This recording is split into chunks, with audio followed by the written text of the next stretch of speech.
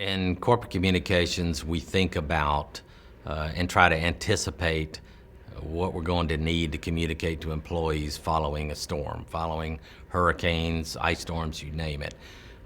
We look at our stocks just like a lot of other departments and functions to make sure we're going to have the tools that we need when it comes to communicating following a disaster.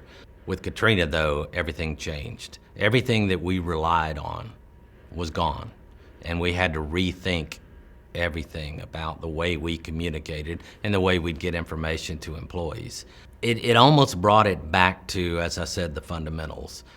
We didn't have electronic ways to distribute information. One of the things that was so meaningful to us was the help that we got from our colleagues at Gulf Power. And I'll never forget, just after the storm, a couple of colleagues showing up with supplies that we didn't even have access to, a simple desktop printer. We had to come up with a one-page dialogue that was basically come up with and printed out on a desktop printer. And we found a means of printing stacks of those one-page dialogues, and we literally had to hand deliver them to various staging sites, various groupings of employees where they could read at the end of the day. It was our desire, our objective, to be able to report on the progress, to report on the needs for additional progress, and stories of heroic acts going on by our employees. And the stories were there.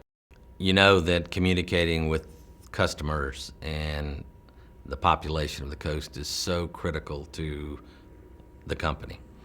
And during Katrina, that changed that process. And literally, we would have to determine the messages we wanted to say to customers and that customers we felt like needed to hear. And we would have to send our company spokesperson out to manually deliver those messages. We had no way of communicating via telephone or via Skype or anything like that. And literally the spokesperson would have to determine the messages that the customers needed to hear about the progress and about what we're doing, and would literally have to drive around the service territory to be able to sit down with those media outlets. And that was a challenge too.